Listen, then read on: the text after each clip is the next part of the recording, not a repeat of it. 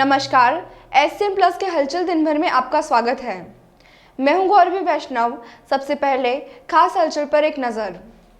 Corona होता जा रहा है भयावह। सुजानगढ़ में 8 मौतें, पति पत्नी ने 24 घंटे के भीतर दम तोड़ा। विधायक ने किया वैध हॉस्पिटल कोविड केयर सेंटर का दौरा, दिए 10 oxygen concentrator. PCB school vaccination centre पर भारी अव्यवस्था, 1 घंटे देरी से शुरू होता है वैक्सीनेशन। सुजानगढ़ क्षेत्र में शनिवार शाम से रविवार तक 8 मौतें हुई। मिंगना के 65 वर्षीय व्यक्ति की शनिवार रात को सुजानगढ़ अस्पताल में कोविड संदिग्ध मौत हो गई। नयाबास के 70 वर्षीय कोविड पॉजिटिव बुजुर्ग की चूरू में मौत हुई। लुहारगढ़ निवासी 80 वर्षीय बुजुर्ग कोविड पॉजिटिव महिला की सुजानगढ़ अस्पताल में मौत हुई। कोठारी रोड निवासी 45 वर्षीय महिला की चूरू में कोविड संदिग्ध मौत हो गई। इन चारों का अंतिम संस्कार टीम हरिका सहारा संयोजक श्याम स्वर्णकार, अरविंद विश्वेंद्रा और परिजनों ने कोविड गाइडलाइन से किया। नगर परिषद कर्मचारी भी मौजूद रहे। इनके अलावा शनिवार की रात को जतासर निवासी 45 वर्षीय व्यक्ति की, शनिवार शाम को नरियाबास निवासी 50 वर्षीय व्यक्ति की, रविवार सुबह खारिया निवासी एक मरीज की और अन्य एक मरीज की कोविड वार्ड में संदिग्ध मौत हुई।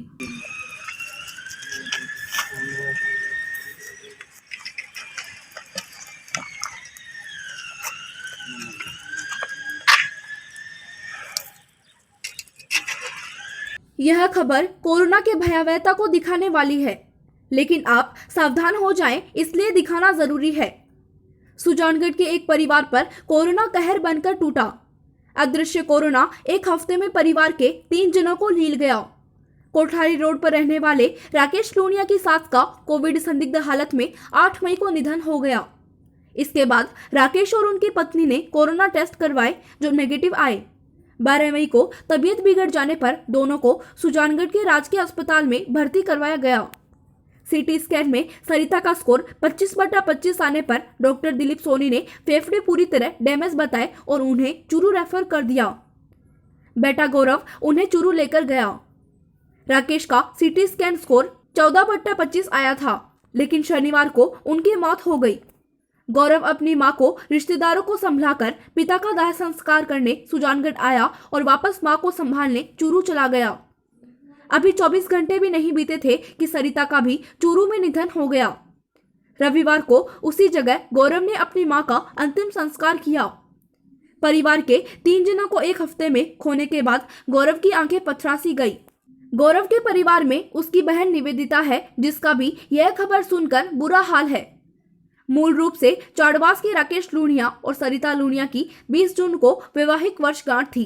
इसको मनाने के लिए उन्होंने प्लान भी बनाया था, लेकिन किस्मत को कुछ और ही मंजूर था। शहर के PCB school Covid vaccination centre पर टीके लगाने का काम 10 बजे शुरू होता है, जबकि ऑनलाइन बुकिंग का पहला स्लॉट सुबह 9 से 11 बजे दिखाया जाता है। रविवार को 18+ वालों को टीका लगना था। युवाओं की भीड़ सुबह 8:45 से ही जुटना शुरू हो गई। 9 बजे तक समय पर कोई भी कर्मचारी सेंटर पर नहीं आया। 10 बजते बजते सेंटर पर भारी भीड़ जमा हो गई। लोगों की बड़ी संख्या के कारण करीब 50 मीटर तक लंबी कतार लग गई। इसके बाद टीकाकरण शुरू हुआ। युवाओं का कहना था कि वे सुबह 9 बजे का ऑनलाइन स्लॉट लेकर आए, लेकिन उन्हें सेंटर के बाहर 1 घंटे से ज्यादा खड़ा रहना पड़ा। ऐसा इस सेंटर पर पहली बार नहीं हुआ है, यह रोज की बात हो गई है। मेडिकल स्टाफ का नियमित समय 10 बजे का होता है, इसलिए वे इसी समय पर आते हैं। पीएमओ से उन्हें किसी तरह का निर्देश नहीं है कि वे ऑनलाइन स्लॉट के अनुसार जल्दी आए। नतीजतन सेंटर पर रोज सुबह 1 से 1.5 घंटे तक भारी भीड़ होती है, जिससे कोविड संक्रमण फैलने का डर बना रहता है। इस बारे में एसडीएम मूलचंद लूनिया ने कहा कि ऑनलाइन बुकिंग में 4 अलग अलग स्लॉट होते हैं, लेकिन सभी स्लॉट के लोग सुबह ही एक साथ आ जाते हैं, जिससे एक बार की भीड़ हो जाती है।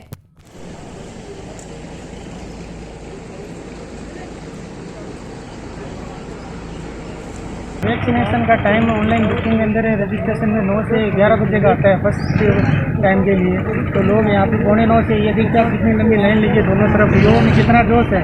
लेकिन प्रशासन यहाँ पर 10 बजे से टीकाकरण चालू करता है, तो लोग बाहर रोड के ऊपर इतनी ज़बरदस्त धूप के अंदर खड़े हैं, आप 10 बजे चालू करोगे तो जब 9 बजे इसका नंबर आने वाला है या अन्य कोई व्यवस्था हो सकती है, ये काम कार्यकर्ता सकता है ना। अब इतनी लंबी लाइन है, 10 बजे इन्होंने चालू किया तो इनका नंबर 11 बजे से 1 बजे के बीच में, फिर वो कितने बजे नंबर आएगा, फिर बाद में दोपहर वाला कितना नंबर आएगा।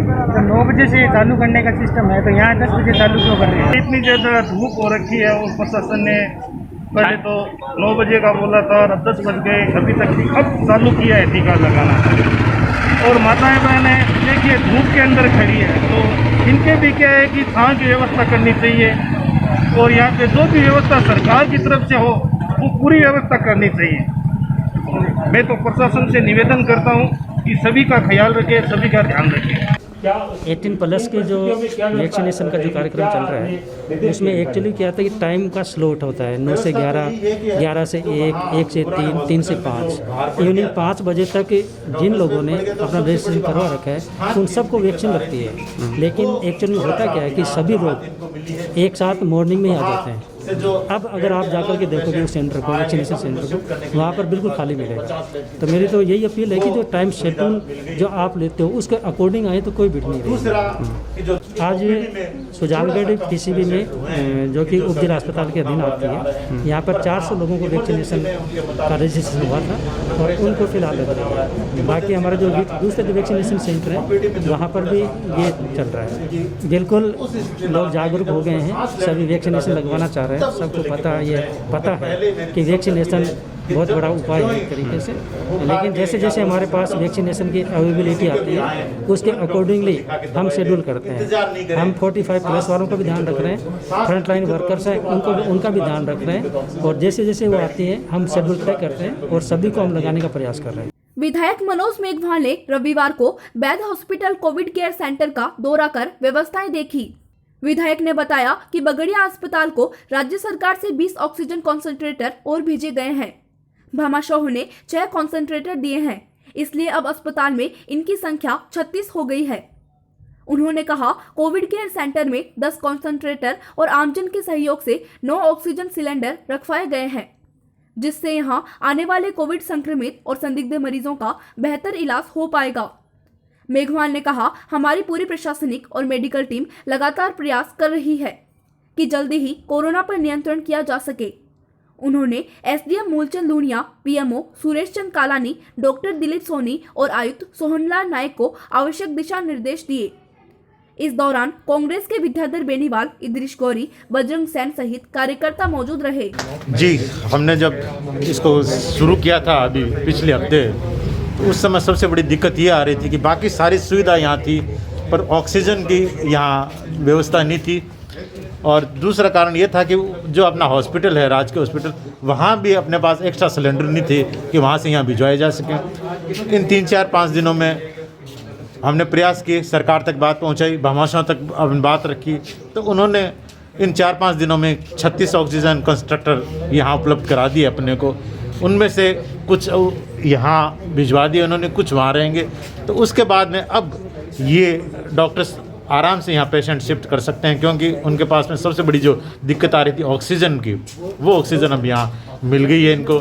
सिलेंडर भी यहाँ कुछ उपलब्ध कराएं और अभी इन्होंने 10 यहाँ कंस्ट्रक्टर भेजे हैं, जरूरत पड़ेगी तो और भिजवा देंगे। तो अब ये प्रॉपर रूप से अपना कोविड सेंटर है ये आज से सुचारू हो गया। अब यहाँ पेशेंट भी भर्ती करने शुरू कर दिए हैं, पेशेंट अभी भी यहाँ हैं। सरदार शहर के भारत निर्माण राजीव गांधी सेवा केंद्र में ग्राम पंचायत हरियासर की कोर ग्रुप बैठक का आयोजन किया गया।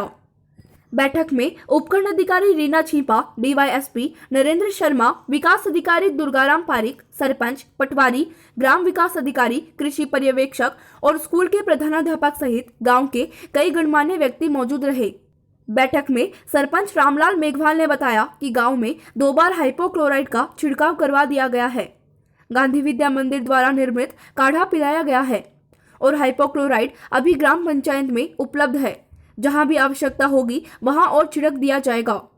स्थानीय एएनएम पुष्पा स्वामी ने बताया कि ग्राम हरियासर में मरने वालों की संख्या 12 है, जिसमें से 2 व्यक्ति कोविड पॉजिटिव थे और शेष 10 जने की स्वाभाविक मृत्यु या वृद्धावस्था के कारण हुई है।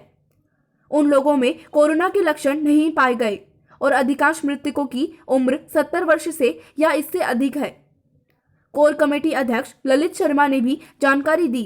ग्राम स्तरीय कोर ग्रुप कमेटी से उपखंड अधिकारी ने गांव की सभी व्यवस्थाओं समस्याओं के बारे में जानकारी ली और समय पर समाधान करने के निर्देश दिए। इसके बाद डीवाईएसपी, थानाधिकारी और विकास अधिकारी ने गांव की मुख्य गलियों का दौरा किया और लोगों को अपने घरों में रहने के लिए निर्देशित किया। हरिया सर जो ग्राम पंचायत है वो सरदार शहर के बिल्कुल पेराफेरी की ग्राम पंचायत है। आज यहाँ की जो कोर ग्रुप की मीटिंग जो है वो मैंने ली है। कई ये ना हो कि कोर ग्रुप सक्रिय ना हो, लेकिन इनका रिकॉर्ड भी देखा, ये लोग लगातार मीटिंग कर रहे हैं। सभी मेंबर यहाँ उपस्थित थे। बीडीओ साहब 7-8 बार जो है राउंड ले चुके हैं, सीआई साहब भी कई बार आ चुके हैं। तो कोई विशेष इन्हीं लोगों के द्वारा बताया गया कि जो डेथ हुई थी उसमें से कई तो ओल्ड एज डेथ थी, 2-3 डेथ कोविड से हो सकती है, ये इनके खुद के द्वारा ही बताया गया है। वो जो बॉडी पीपी किट में आई थी, बाकी इतनी ज़्यादा डेथ जो थी वो कोविड से नहीं हुई है। हाँ जी, कितने मरीज हैं यहाँ पे? यहाँ पे 18 मरीज है। तो 18 में से कितने रिकवर हो गए? 9 रिकवर, बाकी चल रही है। और कोई यहाँ पे प्रॉब्लम आती है? जी नहीं, कोई प्रॉब्लम नहीं है। हमारी कोर कमेटी पूर्ण रूप से अच्छा कार्य कर रही है और समय समय पर सबको सूचनाएं एकत्रित करती है और दवाई भी वितरित की जा रही है। प्रशासन का पूरा सहयोग मिल रहा है? बिल्कुल सहयोग मिल रहा है प्रशासन का। इस कोरोना से मौत नहीं हुई है, सब नेचुरल मौत हुई है और सभी ओल्ड एज से मौत हुई है सारी, और कोरोना से एक भी मौत नहीं हुई। कितने मरीज हैं यहाँ पे अभी? तो कुल अभी 20 मरीज हैं, जिसमें से 9 नेगेटिव हो सके हैं। बाकी का क्या हो रहा है? बाकी का सब होम अपने घर पे ही आइसोलेट है और घर पे इनका इलाज चल रहा है। डेथ हो रही है वो कोरोना से नहीं हो रही है, वो नेचुरल डेथ हो रही है। तो जो भी डेथ हुई है वो 55 और 80-84 के बीच की है, सारी नेचुरल डेथ है, कोरोना से कोई नहीं है। जो कोरोना पेशेंट है वो सारे रिकवर होके आ रहे हैं। 20 थे, उसमें से 8 नेगेटिव होके आ गए हैं, बाकी का चल रहा है ट्रीटमेंट। सरदार शहर के सामाजिक संगठन कर्मभूमि सेवा संस्थान, प्रेरणा मंच, श्री लोकरंजन परिषद, बाबा रामदेव पैदल यात्री संस्था एवं ताल ट्रस्ट की ओर से बाजार में बिना मास्क आने वाले लोगों को वितरित करने के लिए ट्रैफिक इंचार्ज संतोष को मास्क सौंपे गए। इस अवसर पर माणकचंद भाटी, दिलीप सिंह सिसोदिया, संजय दुगड़, भंवरलाल सोनी, पार्षद मदनलाल ओझा, नरेश भाटी, कैलाश जांगिड़, शिवकांत पारिक आदि उपस्थित थे। गतिविधि प्रभारी संपतराम जांगिड़ ने सबका आभार व्यक्त किया। कल की घटना है, मैं यूँ जा रहा था तो शनेश्वर जी के मंदिर के पास अपने ट्रैफिक इंचार्ज संतोष जी, रूपा और धर्मवीर मिले। तो इन्होंने कहा कि आप मास्क है वो डबल लगाओ, और इन्होंने जेब से निकाल करके और मुझे 2 मास्क दिए, तो हम दोनों ने लगा लिए। मैंने उसके एवज में जब ये सेवा कर रहे हैं और मौके पर खड़े इस तरह से वितरण कर रहे हैं, तो हमारे कोई मास्क आए हुए थे, दलीप मामा ने दिए थे, तो 100 मास्क मेरे पास थे। तो मैंने सुबह सुबह रास्ते में हालांकि 13 तो वितरण कर दिए, बाकी 87 मास्क है वो मैंने यहाँ संतोष जी और रूपा जी को दिए, ताकि ये आने जाने वालों को मास्क दे सके और कोरोना से बचाव का एक माध्यम है वो। चूरू तहसील के समस्त बैंक कार्मिकों के लिए कोविड वैक्सीनेशन कैंप का आयोजन दी चूरू सेंट्रल कोऑपरेटिव बैंक के प्रधान कार्यालय में आयोजित किया गया, जिसमें सभी बैंकों के 18 वर्ष से ऊपर के आयु के कार्मिकों को वैक्सीनेट किया गया। कैंप आयोजन के समय डॉक्टर अरविंद सिंह, कपिल जांदू, मंजू देवी, कमला देवी, प्रमोद कुमार, रुपेंद्र मौजूद रहे। चूरू सीसीबी के मुख्य प्रबंधक सर्वेश शर्मा, वरिष्ठ प्रबंधक सुरेंद्र सिंह भाटी, हजारीराम, प्रबंधक राधाकृष्ण मेघवाल, संजय कुमार पूनिया आदि ने सहयोग किया। कैंप में कुल 118 बैंकर्स का वैक्सीनेशन किया गया।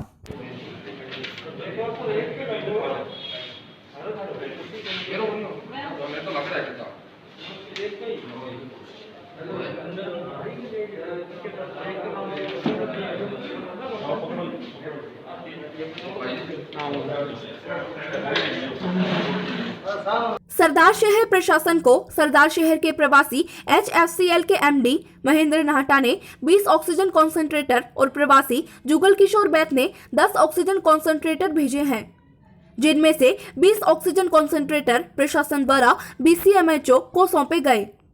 उन्हें प्रत्येक PHC पर एक बेड के साथ लगाए जाने के निर्देश दिए गए, ताकि ग्रामीण इलाकों में भी स्थिति में जल्दी ही सुधार हो सके।